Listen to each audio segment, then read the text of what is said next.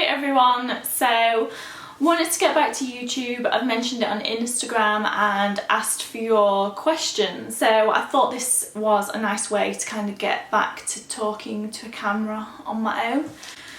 So if I am a little bit rusty and a bit awkward, then try not to judge because it's going to happen. I've got a list of questions here that you've sent me in, so there's quite a few. This is probably going to be a long video for me because I normally do like 3-minute long videos. So I've got personal stuff, fashion, beauty and blogging. I'll pop links to when different bits start in the description so you don't have to listen to everything if you don't want to. But yeah, I'm gonna get started.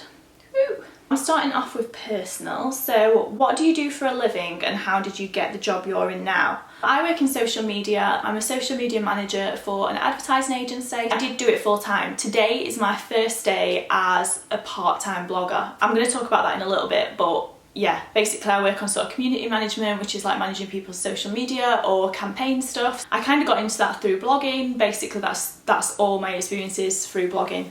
I did English language at uni. I hardly ever use it other than to say I've got a degree. And then I started doing sort of internships in social media and do with blogger outreach. Then I worked at Sports Direct in their head office doing their social media.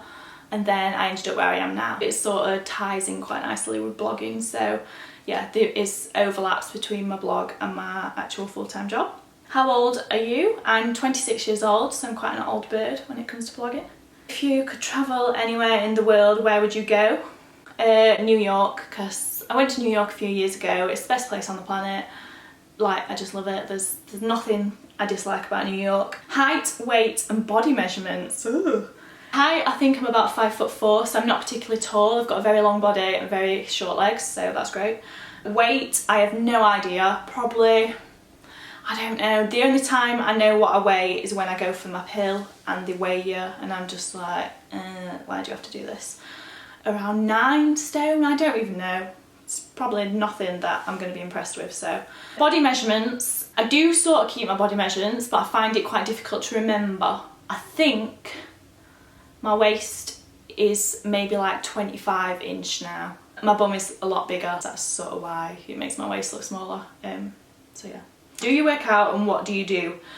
I do work out. I'm trying to work out a lot more, but I'm not consistent and I'm not someone who knows what I'm doing particularly. So I don't want to say to you, look, this is what I do, it's amazing, because I don't really know. I try to go to the gym every morning because if I give myself a day off sort of on the working week, then I start making excuses for myself, which is what I'm doing at the minute because I've not been every morning. But I do try to go every morning. I do sort of 20 minutes on the treadmill and then I do weights, a mix of sort of light weights and heavy weights. See, I don't know what I'm talking about. I'm gonna try do a video on this because it might make more sense. So next on to fashion questions. So the first one is, do you ever get any criticism about your style? How does that make you feel? Yeah, like, it's not great, is it? Nobody wants to be told your belt looks like you're gonna suffocate, or which I know it does, but I think like personal taste is a very big thing on Instagram or anywhere, and something that I like is not necessarily going to be what somebody else likes. And a lot of my outfits are sort of inspo outfits, like the things that I'm sort of wearing in the house, chilled out. I'm not suggesting you wear a bralette and high-waist jeans and that's it to go out in December. It's just not a good idea. I do wear these things out. It might just be that I had like a big cardigan or a big scarf or a jumper, or I don't know, there's different ways that I wear stuff, but not everybody wants to see me in a jumper and jeans every single day because it gets a bit boring. Favourite item of clothing, so I'm gonna go for shoes if that counts. It's probably my Vans because I wear them all the time. They do need a good clean, but I just think they make any sort of outfit look a little bit cooler. The next question is favourite bag, designer and affordable. So I don't really have designer bags. I'd love one, but there's always something more boring that needs paying for. The closest I've got is my Michael Kors, which is not a cheap bag. I got this for Christmas and it's just a little cute one. Everyone says it's a really teeny tiny bag, but you can get a lot in it. It's got a nice little strap. It's just like a crossbody bag. The cheap one that's my favourite is this one, which is a complete like big time knockoff of Gucci. It's just that kind of quilted gold chain sort of vibe going on. But that's the one that I wear in most of my pictures, I think, just because it's quite simple. Favourite stores to shop at, online and in-store. I mostly shop at places like Missguided or H&M's, where I go to usually in-store because I always go on my lunch break and spend too much money. I just think they've got nice basics there. And then Missguided is somewhere that I shop online because they've got cheap sort of trend-led pieces. Best tips for styling any outfit. I'm going to say, from an Instagram background, take a picture, because there's so many things that I wear and think this is going to look amazing, and I put it on and take a picture and I just look like a massive knob. Like, there's they look ridiculous. It gives you sort of another view of what it looks like. Shopping budget per month. I don't really give myself a specific budget. I have a budget for sort of life and mortgage and boring stuff like that, and then whatever is left over I might buy the odd thing, but to be honest I don't actually spend that much on clothing. I spend more stuff on the house. Where/who do you get your inspiration from for outfits? How do you choose your clothes? Instagram is basically all I look at. I think that's sort of why I've stopped blogging, because like I haven't put much on my actual blog recently because I don't read blogs anymore. Like, I never do, I never have time.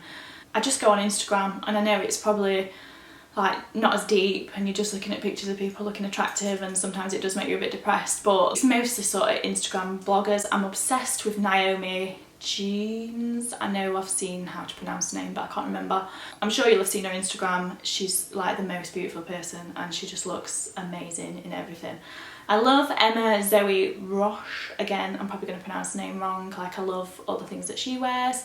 Amy Fuchsia on Instagram. She's got really nice outfits. All sort of your favourite Instagrammers, yeah, I use for a lot of outfit inspo. Favourite trends for winter?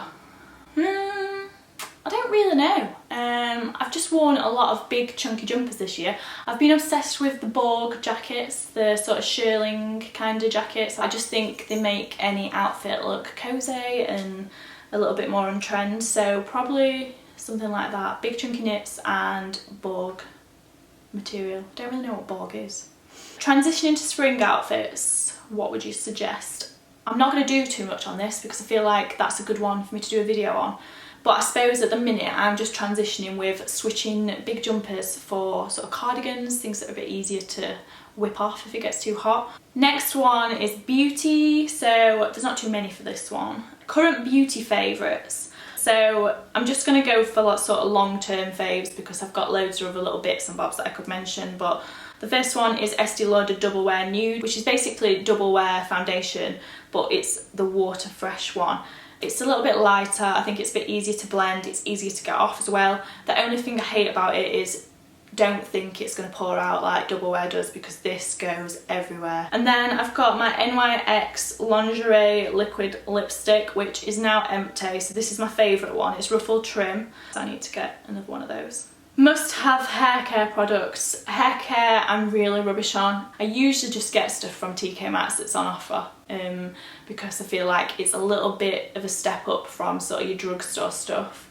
Oh, and coconut oil, I do use that. Next one is skincare routine. Skincare is something that I'm also pretty crap at, but I have got a few things that I do use on a regular basis. The cleanse that I mainly use is the No. 7 Beautiful Skin one. I just feel like it gets everything off and you can get it with a Boots voucher. Moisturiser wise, I'm using the Clinique Dramatically Different moisturising gel. I do like this one. I've got oily skin, so this one doesn't make it any more oily. The last thing is Estee Lauder Advanced Night Repair. I think I've talked about this on my Instagram story before. It's ridiculously expensive, but it is amazing. It makes your skin feel so nice, and if I feel like my skin needs a good treat, then this is the thing that I use. On to blogging questions now, which there's quite a lot for this. Any advice for new bloggers wanting brands to notice with them? I think any sort of Instagram related tip or blogging tip, I'm gonna talk about engaging with people and sort of communicating with fellow bloggers and brands and people that you think would be relevant to the sort of audience you're looking at.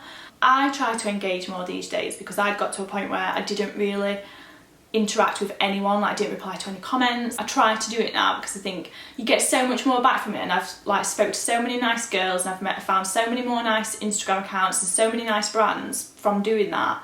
that you do see the benefits. I think if you can get talking to brands, sort of even if it's just through Instagram, just tagging them in your images if you're featuring their products or that kind of thing, is a good place to start. What made you stay in your current job as opposed to going full-time fashion blogger? So this is what I was wanting to talk about earlier. I've never really wanted to be a full-time blogger, and I think it can be quite lonely working on your own, and it can be quite competitive, like you're constantly comparing yourself to how other people are doing. It's not really for me. I like my job as well, like I like working in social media, and I do think, what if I'm not, I don't know, if people don't look at my Instagram in 5 years time, what do I do then? Do I go back to work and go to a desk job or whatever? I just like the balance of, I like going to work, seeing my work colleagues, doing my actual social media work, and then I like having my blog stuff. But I have dropped a day now, so today is my first day as a sort of part-time blogger. I could have gone full-time, it's not that I can't, it's just, it's not for me, and I don't think it is for everyone. There's other things that I'm interested in, I think, other than blogging, and I don't want to give up on those just because blogging's going good. I just want to have more time to do it. So now I've got Fridays off, this is what my plan is. I'm going to film a video a week, edit a video, and do all my pictures then, so hopefully things should get better quality, but we'll see. What do you think has been the biggest hurdle you've had to overcome on Instagram? Yeah, the Instagram algorithm, which I think anyone is going to say, but I don't just think it's the algorithm. Like, since the algorithm's been in, my content has done a lot better, but I think that's because I worked on my content, and I think sometimes you do have to think, is it good? Like, I know, looking back on some of my posts from a while ago, they were rubbish, like I wouldn't be interested in them, so why would anyone else? For me, I've overcome it with interacting with other people, working on my content, and like studying my analytics. Like, I'm on my analytics all the time, looking at what could be affecting, why it's doing so well, why it's not, if there's a pattern or stuff like that. What's been the weirdest DM you've ever had? I think I've had stuff about like, can you send me a tights, or can you send me your socks or something, from strange people. Ugh. What made you start blogging? I was at uni doing English language. I absolutely hated it. It completely crushed my confidence. I didn't know what I was going to do after uni. I didn't want to finish it. I did finish it and I have got a degree, but I kind of knew that if I didn't start doing something, I was going to be at a massive disadvantage because I hated my degree. So I started doing my blog to practice writing mainly, and then it kind of just went from there. And then today I use my blog for 90% of my work stuff. Like if I went to an interview, my blog is mainly what I talk about, my experience from that. Tips for new bloggers: taking outfits / selfie photos and being camera shy. I'm really camera shy. I know that sounds ridiculous, but I've been on a few shoots. I'm absolutely terrible. Like, it's embarrassing how bad it is. So I don't really do that sort of thing anymore. I think if you are camera shy, just do it on your own. Like, I've done it on my own for years. I've done it with my camera, my tripod and my self-timer, and eventually you work out a way to try and take pictures that looks like somebody else is taking it for you. So yeah, do them on your own and get a bit more confident that way. The last question that we're on to is iPhone or camera. I don't use my iPhone that often. I don't really use it for Instagram pictures. I use it for like my story and stuff like that, but I tend to use a proper camera. It doesn't have to be an expensive one. I just think I find it easier, like especially if you've got a flip out screen, which is what all my cameras have got, even my broken ones. So that's it for my questions. If you want to comment with any others, I'll try and get around to answering, and if you'd like to comment with suggestions for what sort of thing you'd like to see on my YouTube, that would be great, because I think there might be a few more people from Instagram now that I'm hoping have moved over to my YouTube. So yeah, I want to know what you'd actually like to see, because I find it so difficult to actually think, like, YouTube is so oversaturated. What on earth can I show you that is not something you've already seen? So I'm thinking fashion and then maybe a few odd snippets of life stuff, but we'll see. So yeah, I'm gonna get off and I'll see you soon. Bye.